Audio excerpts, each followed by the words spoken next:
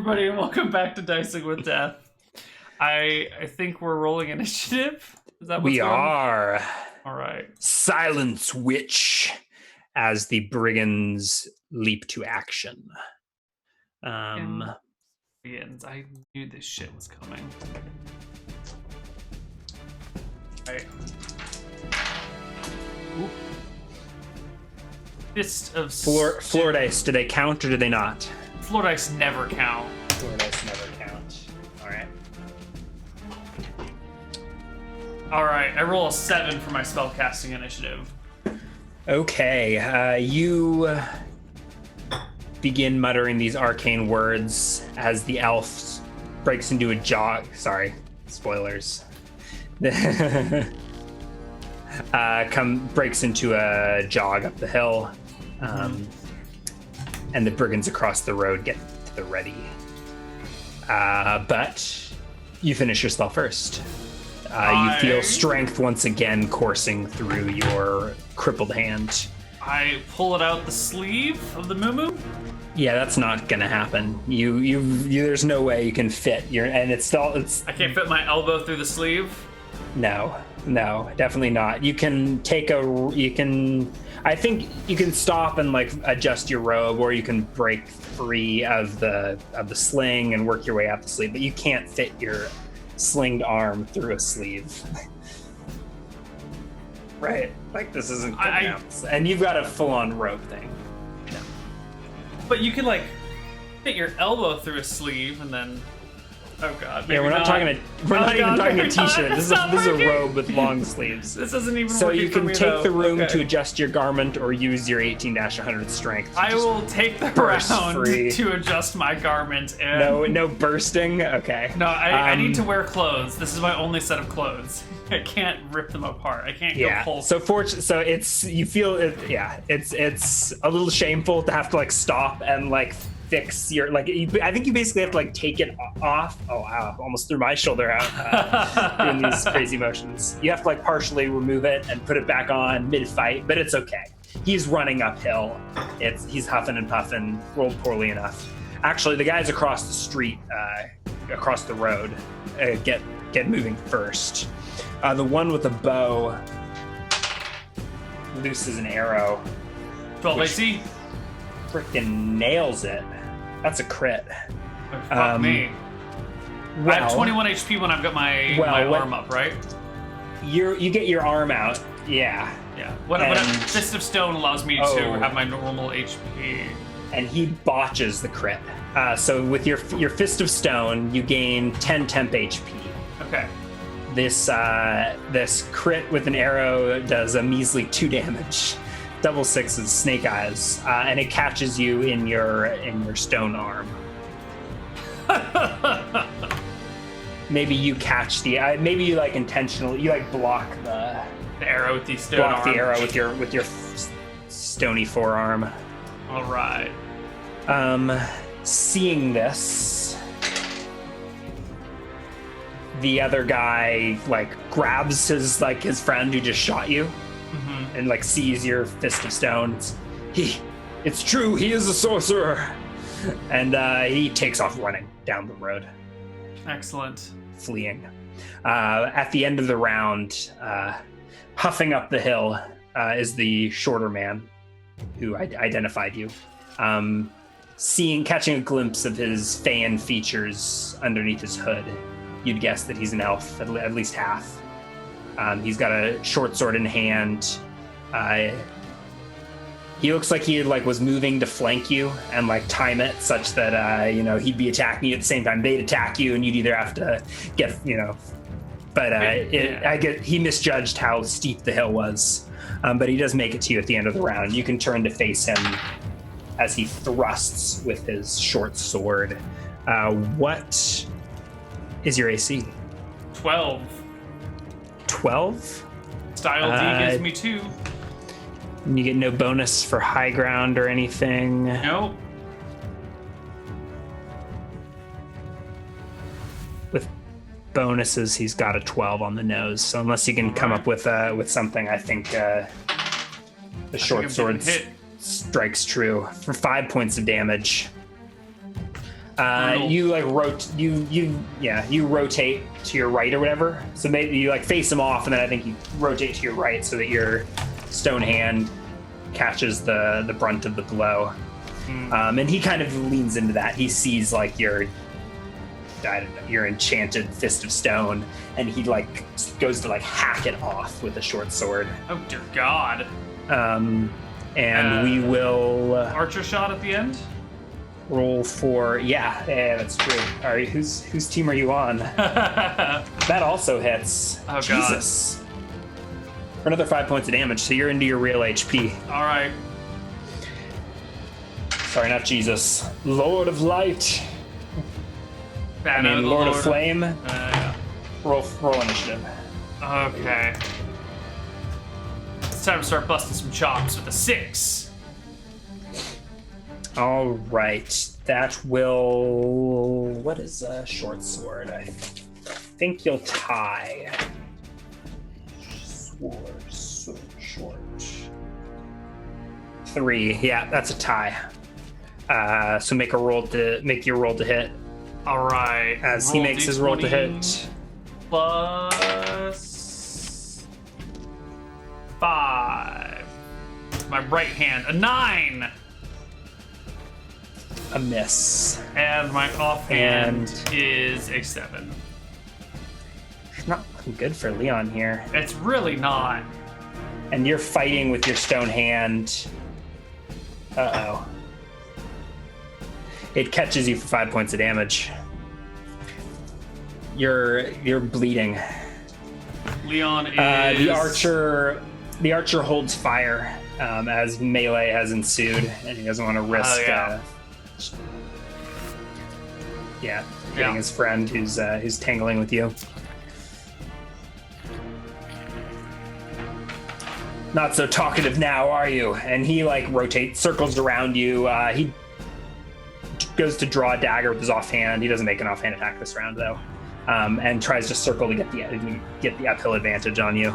I will counter circle, so we're both like strafing uphill together. Yeah.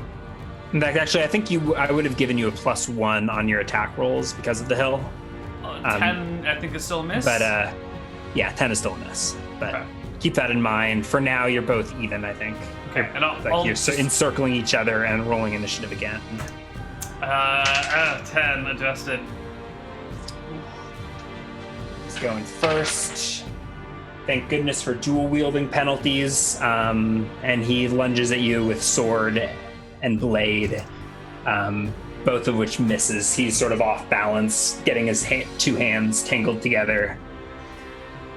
All right. As you rather skillfully encircle him, make a roll to hit. 11 is a miss. You see underneath his green cloak, he's got armor of boiled leather. Roll a saving throw versus death. Oh God. 14 or higher. Oh God. You fail.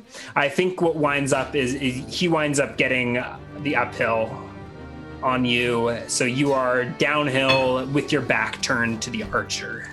Let's roll for initiative. Oh, hold on. Actually, I'm specialized, so I get my second attack at the end of the round. Is that how it works? My right hand. Okay. Okay, cool. 17 to hit. There we go. There we go. There we go.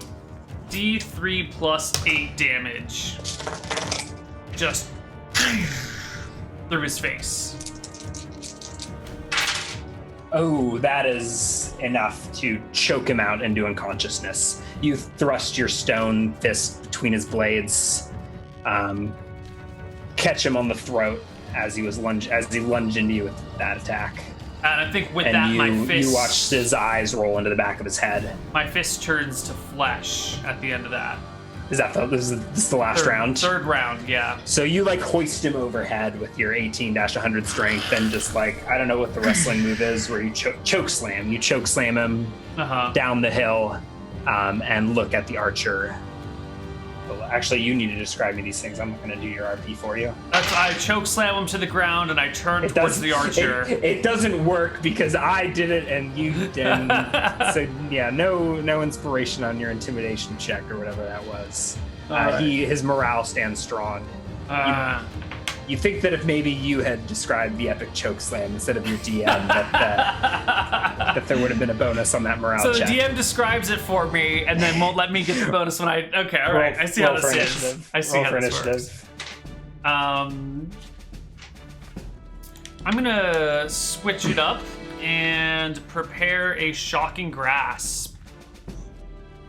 Because the guy's a little bit of ways from me, right? He was 120 feet, and then we went uphill a little bit, so... He's still about 120 feet. Sure, so it'll take me... I'll cast a spell, and then I'll be able to almost close the distance towards him. So I'm doing Shocking Grasp right now. All right, your right arm is hanging limply in your sleeve. Awkwardly. Yes. Awkwardly. You start chanting the spell, and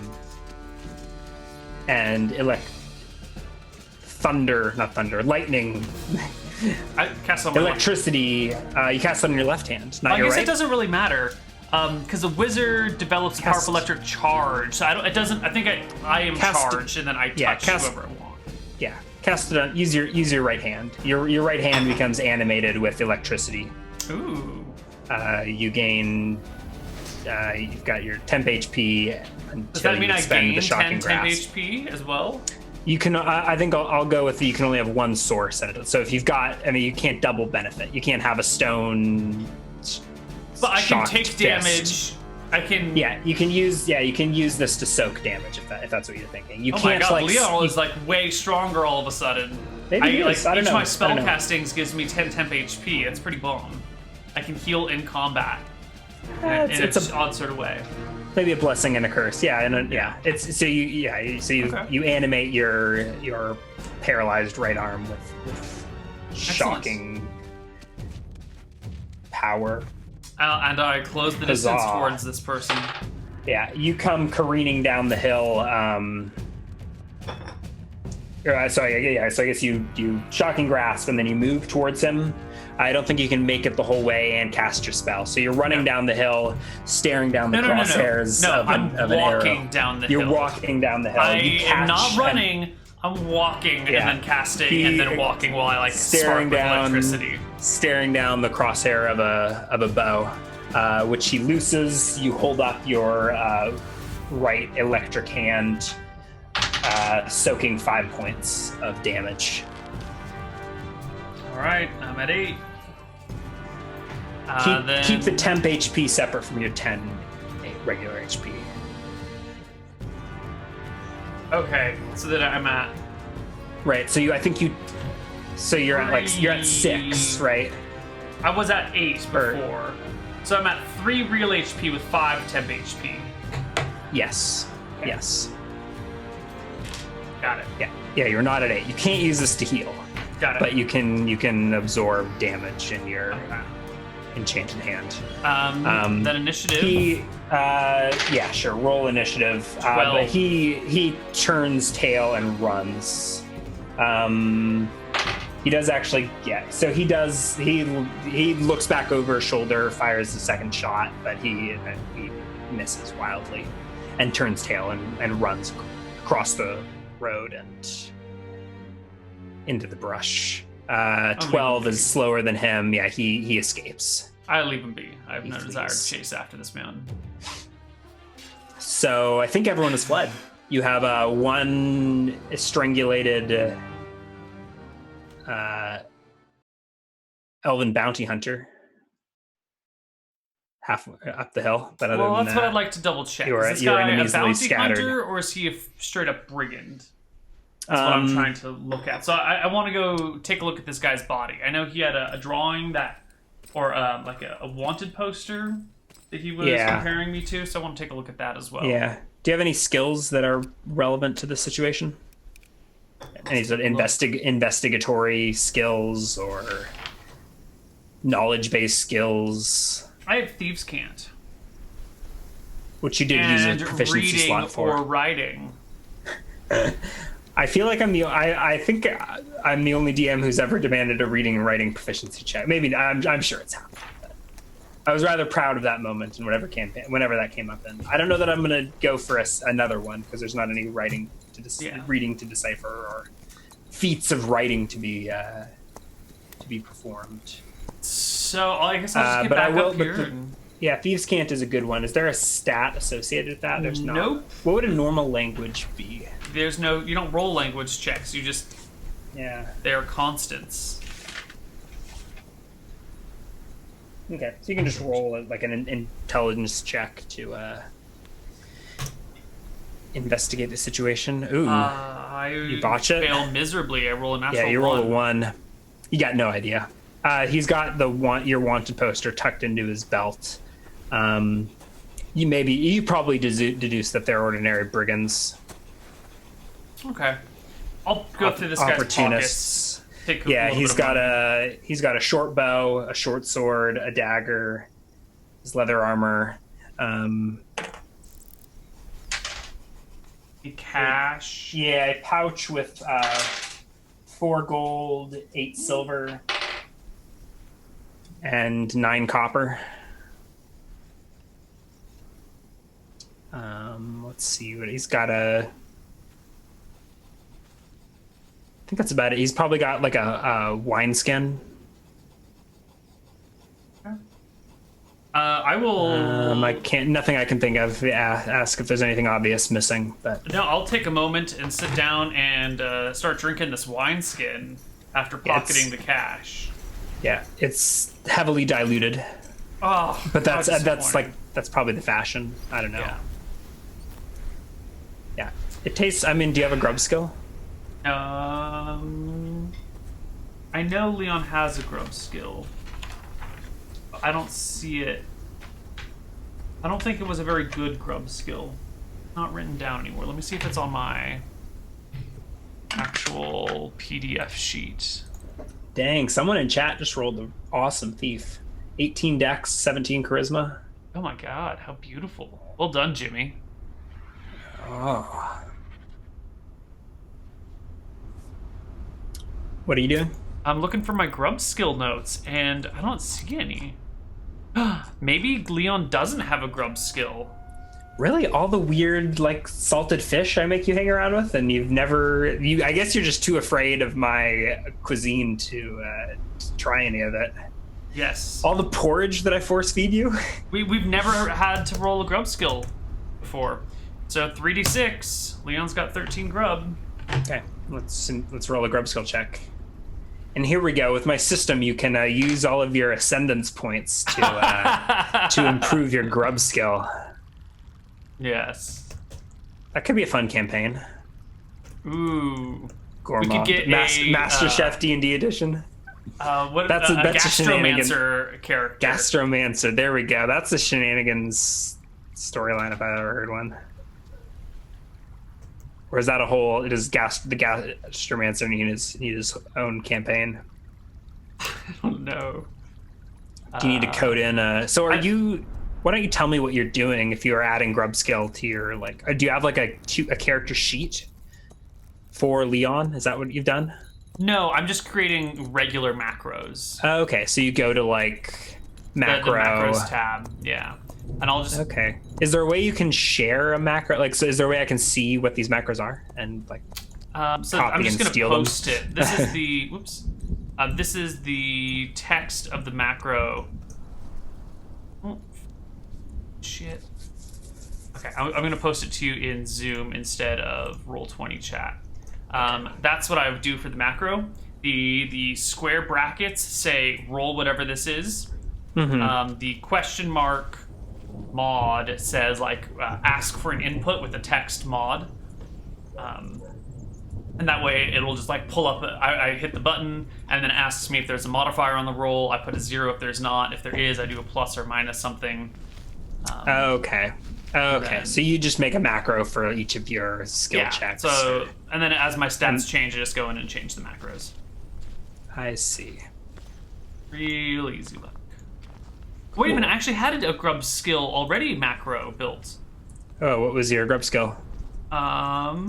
My former grub skill was also 13. They were both 13.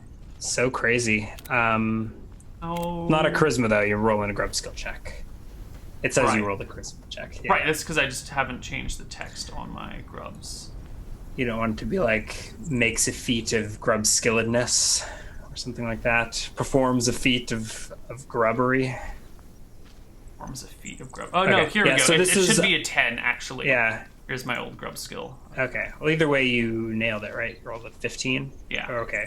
Yeah, my first roll was a 15, so 15 and 10 it's fine. Yeah.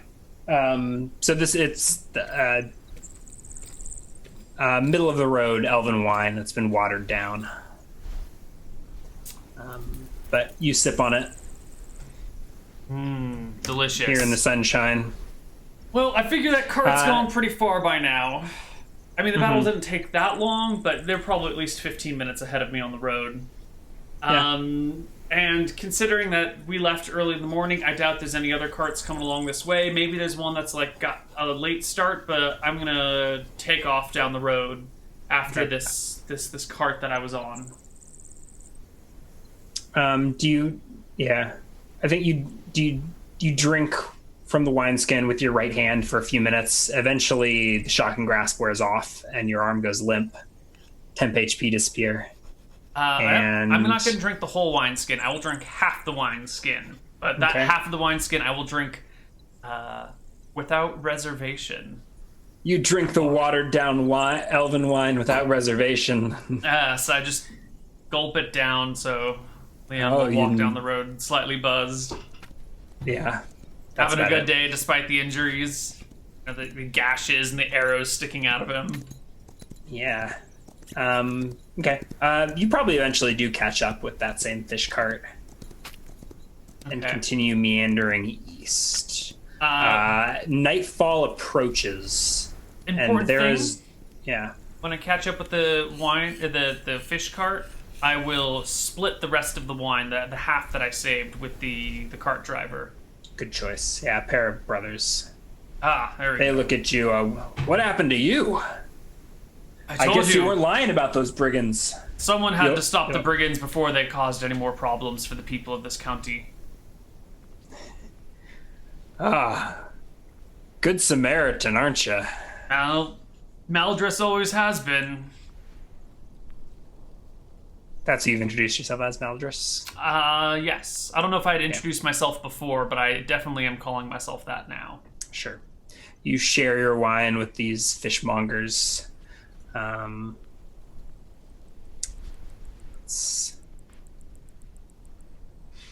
think the people travel in the night, or they make like a caravan stop. I think there's like now they got a cart full of fish. I think that what they do is they travel on through the night. They've been like taking intermittent stops throughout the day to like feed and water the horses, but they push it to like an 18 hour or so journey. Okay. Onward into town. Is there anything you'd like to do? Do you like nap on the cart towards the end of the day? Yeah, totally. I mean, I've been drinking wine and fighting battles, and they're driving the cart, and it might be a little fishy back here, but olfactory degeneration's got to kick in at some point. So I'll just like nap on the cart. Cool. I'll make sure to also tuck my arm back in the sling proper, so it's not just like dangling at my side. Mm-hmm. And then I'll sleep. All right. You doze off as sun sets. You watch it set. You've lost sight of the lake by now. Long lost sight of it, but somewhere off in that direction. You know the sun sets over the lake that Ashlock you just left behind. You don't know the name of the town that you pull into, but at some point you're shaken awake as the cart sort of pulls into a village. Are we here? Late hours of night, wee hours of morning. Brenton? No. This here village is called Calm. But it's the end of the line for us. It's nice to meet you, Meldris. Pleasure. One of the brothers gives you a pat on the shoulder as he gently removes you from his fish cart to begin unloading. Yeah, I do not offer to help unload the fish cart. I would just be in the way. Yeah, you step off onto cobbled streets and find yourself, so let me do some math, 18 hours from early morning. It's like the middle of the night or something. You're getting yeah. I politely ask the two brothers, who are soon to star in an action film, if they can point me in the direction of an inn here. Yeah, there's a tavern right across the street from you. Lantern light flickering on the cobblestones. Oh, it's not called the Lantern Light, because that's a really good name for an inn. That is the name. Okay. The sign above the lantern reads the Lantern Light as the lantern light flickers on the cobblestones. Nice. I like that name a lot. Yeah, I totally meant to do that. Sweet. All right, I'll stumble over there and drowsily ask whoever's on duty, "Do you have an inn for the night?" There's a single room. Oh God, really playing up that 6 charisma. Yeah, sure. So there's a room. Yeah, there's a. How much you is just it? you is just stumble into a town. Hold on, I got some copper for you. Is this enough copper? Leon's got 6 charisma, right? He's just an awkward mess. Yeah. Are you even able to successfully identify the patron of this establishment, or not the patron? The patron is the one. Proprietor? The proprietor of this establishment, or it's got to be the only person awake at this hour. You're not drunk. You've been drinking watered down wine. No, but I'm just tired and sleepy and wounded, and a 6 charisma. Yeah. It sounded to me like you stumble into the lantern light, and without even bothering to look the place over, you just stumble into someone. You're the proprietor. Can I get a room tonight? They oh no, get away from me, and push you towards the actual proprietor. You stumble your way into getting a room. Sure, shopkeeper, give me some rooms for the night and some wine. Oris is coming back. Make it stop. Come here, guys. The mad monk. Wine. All right, for 5 silver, you can acquire an inn room. Okay. It comes with breakfast, right? Good Lord, yes. Well, I'll send it to your room so I don't have to talk to you again. Thank you, sir. All right. I pay my inn fees. Okay, for the record, chat, Neal backwards is not Leon. Good try. It's close. They just like to misspell my name. Jerks.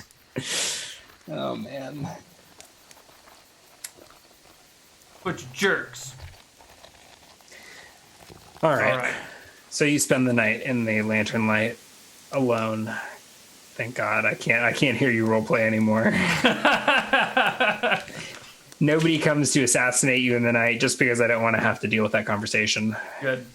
All right. Come morning time, Leon decides that maybe he's going to hang out in lantern light until his wounds are fixed a little bit more. I'm a little short on cash, but I will be. You know what? I can stay a while. I'll ask the innkeeper if there's a doctor or a surgeon or a medic in town. I do not inquire about the church. Well, maybe I should just go to the church. Let me see what the innkeeper has to say about the doctor. There's a town barber that they can refer you to. Sure. I don't know. You look like you really do need a barber. He's definitely gonna want to cut my hair and shave my beard. That is exactly what you need right now. No, I don't. I can't. This is my new look. Okay, this is the Emperor's new clothes. All right. No, Debbie, the proprietor of the Lamplight Saloon, will hear nothing of it. You, a barber will be summoned at once. No matter what. There will be a barber. So I don't know. You can take off for.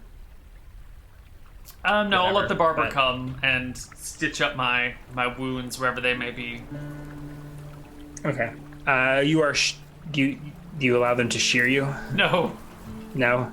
I'm not paying you to shear me. If you're doing it for free.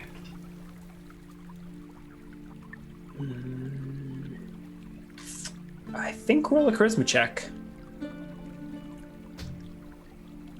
All right, charisma check it is.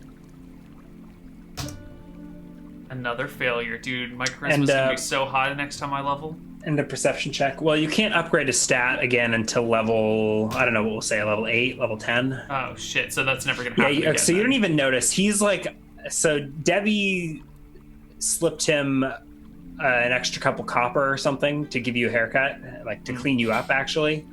And you didn't catch this, nor do you notice him actually doing it. So I think he's gotten a good, like he's cleaned up, like he's like chopped off a good deal of hair on the back of your head before you notice what's going on, and you realize you're getting a haircut. Probably even before they tended to the wounds. I don't know if you're in that much tension. Well, it's too late. It's like a whole you procedure. They clean you and apply. Like, you don't want to like stop. I don't know how. Stop a barber halfway through. Like once they've started, you have to let them finish. Otherwise, you're just going to look ridiculous. This is Leon we're talking about, though. Does he agree, or does he feel affronted that the barber has cut his hair without asking? He does feel affronted. He really does. But this is the new Leon, right? He's in the process of trying to turn over a new leaf, become a better person. So he suppresses his typical rage, which would normally have him lash out at this guy, maybe like knock him around a bit, not kill him, but rough him up. He suppresses this and says, "This is the way people are. You're trying to be a better person. Let's just let it happen. Let's just see what he does with it. You can always beat him up later. You look ridiculous." Impressive. All right, the barber gives you a haircut and cleans up your wounds in the process, stitches them up.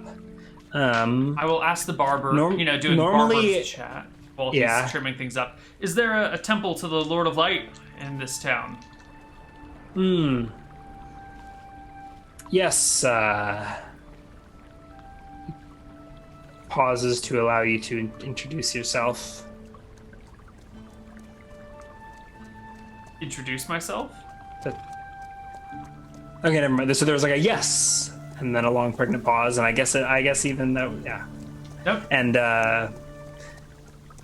yes, a small chapel. The end of the road. By the time I'm through with you, you'll be looking good enough for Sunday service. I say nothing. I let my awkwardness come out in my charisma come out in my awkwardness in social conversations. Yeah. Being weird. And then once he's done patching me up... when he's patching up your right arm, he's like, ow, oh wow, how did... I mean, I guess, maybe he assumes that you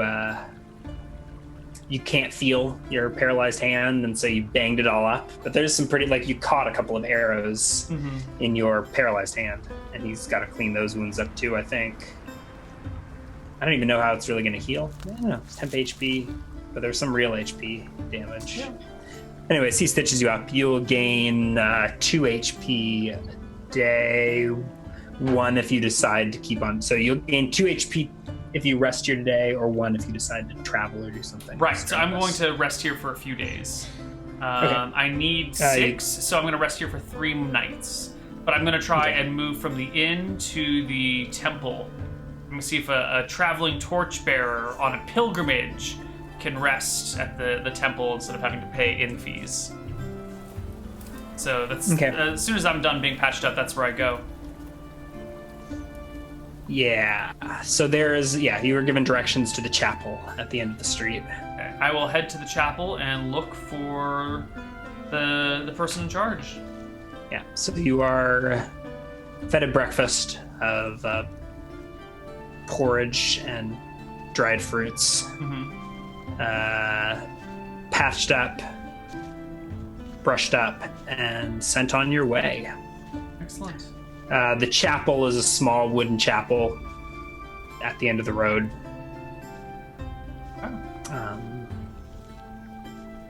And you may enter. There is a small lit antechamber,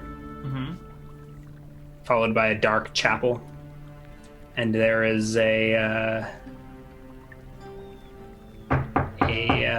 I think it'd be a pyre in charge. Sure. I step on in, I look around for the pyre in charge and introduce myself as, my name is Maldris. I'm a traveling torchbearer on a pilgrimage to the Holy Hot Springs, where the Lord of Light first stepped down onto Earth and provided people with their light. But I've been wounded by bandits along the road. May I rest here for a few days? Oh, come, pilgrim. Yes. Rest in the shade. And I would prefer to rest in the sunlight, I say. He smiles and he seats you in the atrium. Would you like for him to tend to your wounds? Fuck yeah, if I don't have to keep paying a barber. Yeah, you're like double dip. He's like, oh, they already look clean, but he probably totally prepares them in a totally different way. Yeah. Same effects. I don't think. I'll there's some chance. You know, you could gain. He dresses it better. He happens to have like an herbalism proficiency, so you can gain 3 HP today. All right. And he dresses your wounds, cauterizes them closed. Lovely. Furrows at your paralyzed hand, and that is why I'm on my pilgrimage to the Great Hot Springs to make a sacrifice for the Lord of Light, that he might restore my arm. But pilgrim, you have already made your sacrifice. He holds your right hand that is limp, and you can't even feel it, but you see him holding your right hand. You are grimace at his implication. You are already blessed, but some journeys are only illuminated looking back. Yes. You must follow your own path. The light shines behind you. The path in front of you is shrouded. I understand. He furrows and nods as if he doesn't understand your metaphor. Okay. Leon's got 6 charisma. His metaphors make sense only to him. You can't turn him into auras. Pump him full of stat bonuses fast. What do they call it what do they call the stat increases in later edition? Just like increased stats? Stat ability score increase. Is what they call it in 5th edition. Yeah. ASI. Okay. Anything else you want at the church? Nope, I want to rest for 2 days and then hop on another turnip cart. Okay. Fork out one. So are you staying at the tavern? No, I'm going to stay at the church. Okay. So fork out 15 silver for the tavern and the. Did you already pay for the tavern? I already paid for the tavern. Okay, so just 1 gold for the surgeon, for the barber. An expensive ass Yeah, barber. Somehow that wound up on your tab. I mean, you can probably shirk it, but they send a messenger boy to the church to collect money from you at some point. But you can rest freely at the chapel, just on the pews inside the chapel, much smaller than the. That's fine. And there's not even the torchbearer is part time. It's like some local kid that comes in the morning. Sure. To do, and in the evening to and maybe a contingent, and they rotate through and right. Well, I'm not going to take that guy's job, but I'll help sweep up with my 1 good arm as much as possible. Do small, easy chores while I patch up. You've got 1 arm. They would never let you light the torches. It's crazy. You couldn't do that. I guess I can. You can light a torch with 1 arm. Look, just from one torch to another. And of course, you totally did it at your own church. But here, you're this visiting pilgrim. You sleep on the pews for how many days do you stay here? Just 2. So I'll be at 9 HP after the second night. 3rd night, right? Yeah. Well, second night in the church, 3rd night in town. Yeah. Yeah. And then I say goodbye to the pyre. And look for another ox cart that might be headed towards Brinton the next day. Towards Brinton. Brinton's on this island, right? It is not. Okay. We had a doodle somewhere that if you really want, we can take you back to. That's fine. Actually, no. We'll leave the doodle where it was because it was on like a wax tablet at the last temple. No, but you would know that Brinton is the next island over, and like that your map has it like off at the edge of the map, probably with like a script arrow or whatever pointing off the edge. If that makes sense. Right. So it's like Brinton this way. Right. So then I will take the next. I'll see if there's an ox cart heading east. If not, I will hoof it. It's got to be some. There's certainly some travel east to Brinton, and from. But I'm not feeling your charisma right now. I don't think you don't find a nice fishmonger, nice pair of fishmongers that will let you tag along the back this time. Okay. But you can head east along the road. Do you have any goal in mind, or are you just sort of heading east? I'm heading east because in Leon's mind that means there's a town to the east, which will hopefully be able to like hop me across the channel or the canal, as they called it, to the other island. And this road's got to go somewhere, right? Like all roads have a destination, so I'll keep taking the east road, just expecting it to take me there, which might not work out, you know? Mm-hmm. But Leon paid a platinum for this map. He's gonna fucking follow the map. Yeah. Cool. You head east for maybe half a day.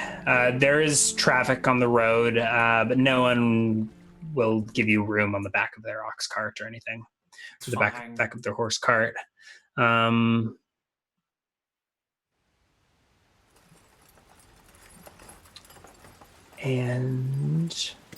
I think this is probably a good spot for a break, actually.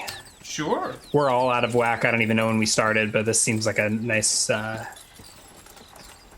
is a good stop. Nice little convenient end of a YouTube segment here. All right, so we will see you guys on the other side of our break with a little bit more Dicing with Death. Bye-bye.